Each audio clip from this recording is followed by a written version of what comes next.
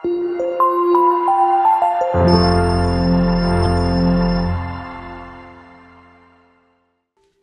dake maqaa Yesuusiin caraan keessa. Afur maayidatti. Tonqaa dhaka. Inni aarsaa ishee kana baay'ee. Baay'ee aarsaa har'ammoo. Birri beekaa hojjette gattaasai maali bal'aante abiddi sitta. Kuma beekaa. Sagal. Maarree taragaa kee yaasai. Kuma sagaliin eessatti hojjette badi dake badi eessatti hojjette. Eessatti hojjettan. Arsii. Arsii maali sin goote? Beek. Carani ala sadi sagalee guddaa carani kuma sagal kasari si ol tokko carani keessa carani. Toko. Isaan baasa kana guddaan. Afur maaliif? Tonqaa birri beek. Birri beek. Kuma jaatama la. Kuma jaatama amma seeroo. Eessa doonsaa? Salaaleedha. Salaale. Maali sin goote? Maal si goote? Akka shingaala dhaabbattee wajjin hin jiraanne dhaabe. Carani. Sagalee guddaa caranii birrii kuma jaatama kasari si ol tokko. Carani keessa. Carani. Olkas. Carani. Sagalee guddaan ala sadii carani kee bayi. Itti dabali. Isaanuma lafatti rukuti keessaa bayi.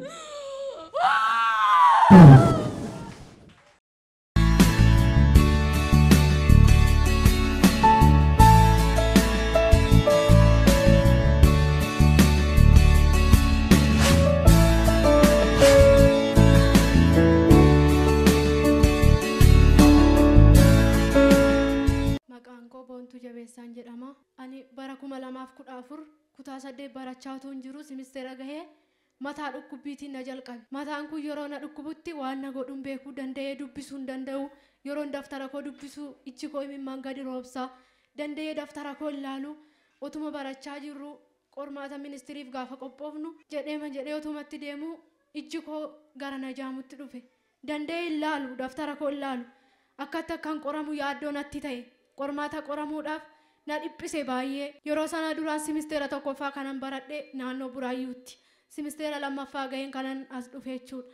Mana barumsaa sana dhaqee gaafan galu mataan kun na jalqabe. Dura nagaama koo barachaan ture jechuudha. Waldaan naannoo duubaa jira ture as miti ture. Waldaan kun yeroo sana ministiriin gaafa ga'u irsaasii fi qortuu fudhadhee naqeen raajii faatiin irratti kadhachiifan. Gaafa qormaata qoramuudhaaf qormaata jalqabne sana waan tokko iyyuu gadi jedheen dubbisu ijoolleen dubbisanii qormaata qoraman zim jedhee yoon arge aattan diba yoon baa arge baattan diba zim jedheen nan qormaata kana qorameen darba jedheen qorame toon taane hiriyoota koo biraan hafu yeroo isaan qormaata qoraman jedheen qorame zim jedhee gaafa naqeen irsaasii fudhadhee irratti kadhachiifadhu naaf kadhatanii dukkanni kee ifeeran sodaatiin naan jedhan gaafa sana raajiin.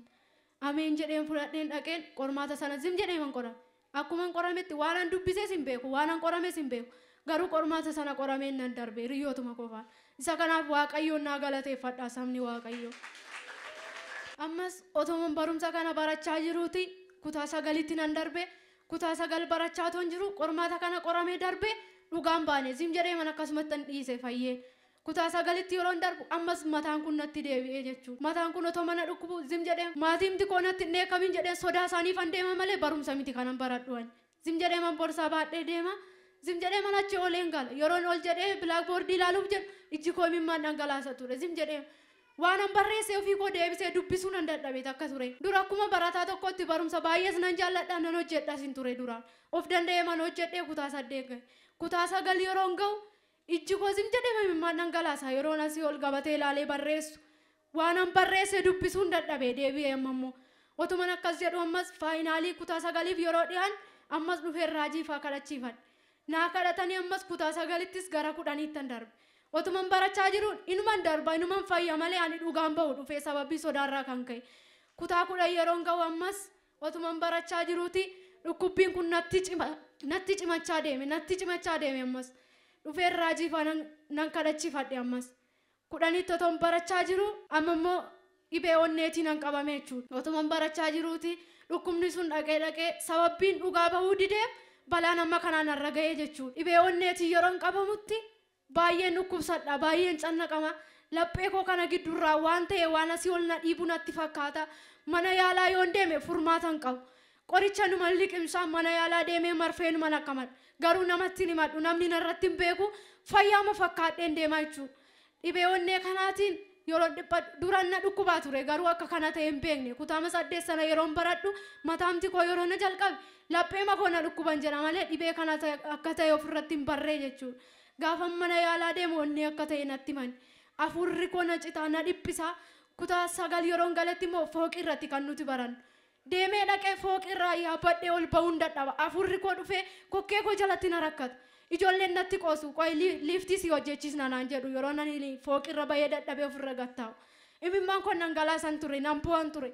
Hiriyoonni koo narratti hin beekan. Fayyaa fakkaadheen isaa wajjin taa'ee barachaa ooleen gal. Namnu narratti hin beeku maatii koo duwwaatu beeka dhibee kana jechuudha. Otuma dhukkubsachaa jiru gana mana yaalaa nan deeme manni yaalaa furmaata naa laachuu hin dandeenye bara 2015 dhibee kanarraa nan fayyee jechuudha. Isas dhugaan baane sim jedhee manniise dhibee onnee kanarraas fayyee. Ammas 2016 dhaqee natti deebi'ee amma immoo utuman isaan jiruuti dhibee kaleetii nan qabame ammas dabalee jechuudha. Dhugaan baane garuu ani numan dhufee kadhachiifadha malee dhugaan baane jechuudha. Ammas dhufeen asitti 2016 raajiin faa warri sin dhukkubuu koottaa fuuldura kanatti jedhan. Gaafa sana guyyaa kamisaarra kan kaleen kun na qabe jechuudha 2016. Kaleen kun osoo na dhukkubaa jiru barumsa hafeen kamisas jimaatas ciisaan oole. Maatiin koo mana oola waan ta'eef barumsuma dhaqxeetti naan jedhu an garuu barumsa hafeen mana ciisaan oole. Yeroo isaan dhufan nan ka'a fayyaa fakkaadheen isaan hin cannaqamu jedheen jechuudha.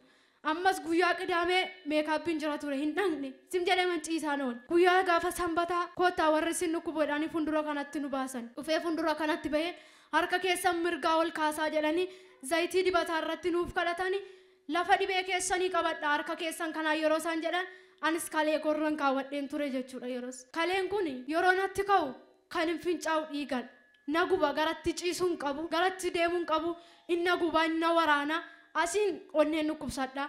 Karaa bitaan immoo onnee na dhukkubaa achiin kaleen na dhukkuba otoo manni dhiphadhuuti gaafa isaan harka keessan mirgaa irra kaa'aa jedhan harka koo mirgaa gaafa irra kaa'u yeroo sana waan akka ibiddaa wayiin na keessa darbe.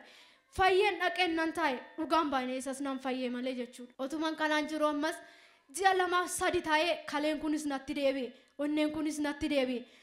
Inuman qorama sababbiin dhugaa bahuu dhiiseef inuman kadhachiifadha dhufee inuman fayya garuu dhugaan baaneen. Otuman kanaa jiru 2016 naannoo ji'a 6 ga'ee baay'ee gadda guddaatu natti dhaga'ame. Inuman gadda sim jedhee deemee akka riyyaa koo lafa garaa koon ga'u. Xiqqoo ishee miila fuudhee yoon deeme onneen kun afura na kutaa na dhiphisa waan tokko yoo nyaadhe ol na deebisa. Maatiin koo narratti hin beekan isa kana na dhoksa. Galgala nyaadheen gara mana fincaaniitti an fiiga ol na deebisa waan ta'eef. Wantoota qibaatii qaban yoo nyaadhe ol na deebisa na guba. Garaachi koos na guba sim jedhee na guba bakka waan an godhus na wallaalee ammas sababii kalee gootiif mana yaalaa nan deeme. Fayyee ka'een ammas natti deebi'e sababiin dhugaa bahuu dhiiseef. Otuman kanaan jiruuti mana yaalaa deemnaan infekshinii godhateera kaleen keenan jedhanii qoricha naaf laatanii jechuudha. Qoricha sana fudhadhee galeen gaafa sana liqimsinee sim jedhee man kaa'een dhaqeen kadhachiifadha. Yeroo kan kadhachiifadhu kanatti nan fayya dhugaan si ba'a jedheen fuula saba kee dura dhaabbadheen dhugaa si ba'a. Sababbiin imaanaa kee nyaadheef hamma kanaa seexannis natti haasofte. Sababbiin imaanaa kee nyaadheef hamma kanaan gidirfame. Yaa Waaqayyo yooti ba'a ulfaataa kana narraa kaaste. Yooti yaa Waaqayyo gooftaa lafa riyyaa koo nageessiste. Fuula saba kee dura jilbaan daa'imeen galata siif galcha jedheen Waaqayyoof waadaa gale. Waaqayyos ba'a kana ba'a ulfaataa kana hundumaa narraa kaase. Biiftuu ulfinaan abbaase. Iddoo riyyaan koo geesse na geessise. Sabni Waaqayyo naa